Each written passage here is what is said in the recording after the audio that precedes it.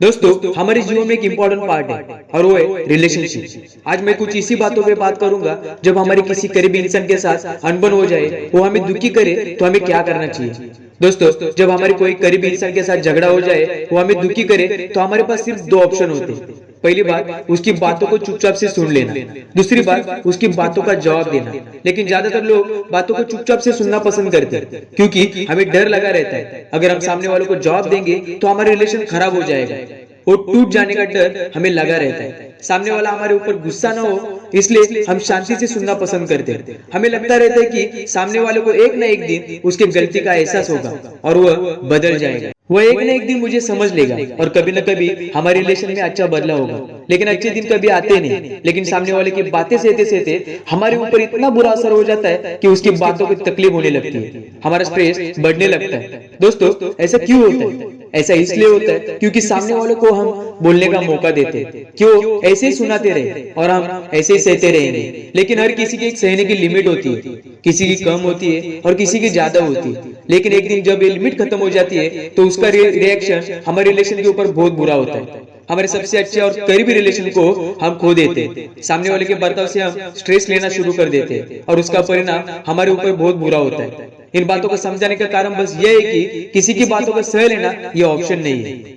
लेकिन दोस्तों जब हम सामने वाले की बातों को सहने के बजाय उसकी बातों का जवाब दे देते हैं, तब ये बात क्लियर हो जाती है कि आप खुद की बहुत रिस्पेक्ट करते हैं। मैं आपको इसका एग्जांपल देकर समझाने की कोशिश करता हूँ। अगर आपकी कोई कंपनी हो और आपका कोई एम्प्लॉय हर रोज देर से ऑफिस आता हो, अगर उस समय आप उसे देर से आने की वजह से कुछ कहेंगे नहीं और उनकी इन हरकतों को सहते रहेंगे, तब हम वो एम्प्लॉय तक एक मैसेज पहुंचा देते कि वो देर से आएगा तो भी चल जाएगा। और आपके सहने की वजह से वो एम्प्लॉय हमेशा देर से आना पसंद करता है। और अगर ये ज्यादा हो जाएगा तो आप गुस्से में आकर उसे जॉब से निकाल देंगे।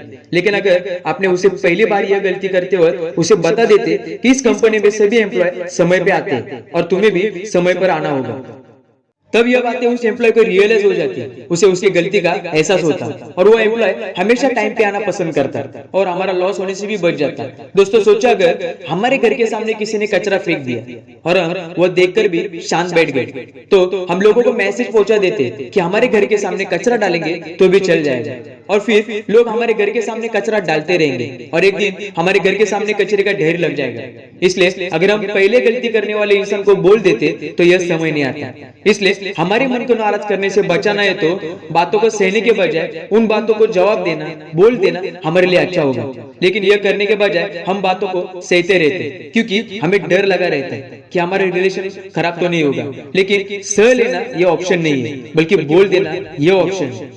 जब हमें किसी डॉक्टर की दवाई का कई दिनों तक असर नहीं होता, तब हम डॉक्टर को बता देते कि दवाई का कुछ भी असर नहीं हुआ और फिर डॉक्टर भी अपनी ट्रीटमेंट बदल देते। लेकिन अगर हम बोलेंगे नहीं तो डॉक्टर भी वही ट्रीटमेंट चालू रखेंगे और इसी वजह से हमारी बीमारी भी बढ़ सकती है। इसलिए बातों को बोल देने में हमारी भलाई है। दोस्तों अगर आपके लाइफ में किसी की व्यवहार से या फिर किसी की बातों से या फिर किसी भी वजह से आपको तकलीफ हो रही हो, तो हमें उन बातों को सहना नहीं है, बल्कि उसे बोल देना है। लेकिन जब हम दूसरों को बोल देते तब उसके लिए एक रूल लागू होता है। हमें हमारी बातों को सामने वालों को समझाकर बताना होगा और उन्हें बताना होगा जिनके अंदर वो बातें समझने की ताकत हो। और अगर उसे उसकी बातों को रियलाइज करके बतानी हो तो दो ऑप्शन है, प्यार और रिस्पेक्ट। आपको सामने वालों को बताना होगा कि आपको उनकी बातों का बुरा लगता है, उनकी बातों का तकलीफ होती है, लेकिन यह बातें बताते वक्त आपको ख्याल रखना होगा कि ये मैसेज आप सामने वाले को प्यार से और उसकी रिस्पेक्ट करके उसे बताए और उसे समझाए। क्योंकि हर कोई इंसान प्यार से और रिस्पेक्ट से हर कोई बातें समझना चाहता है। जब हम इसी तरह से हर किसी के साथ चलेंगे तो ही आप हर किसी के साथ अपना रिलेशन स्ट्रॉन्ग कर पाएंगे और वो आपकी बातों को समझ जाएंगे। लेकिन अगर आपकी बातों में वो प्यार और सामने वाले की कदर ना हो तो वो आपकी बातों को नहीं समझेगा और आपका अच्छा रिलेशन टूट जाएगा। इसलिए आपको जो भी तकलीफ हो रही है उसे सहने के बजाय उसे जल्द से जल्द प्यार से समझाना चाहिए और इसके बाद आपको जो भी तकलीफ हो रही है वो जल्द ही कम हो जाएगी। अगर आपको वीडियो अच्छी लगी हो तो चैनल को सब्सक्राइब और वीडियो को लाइक जरूर कर देना।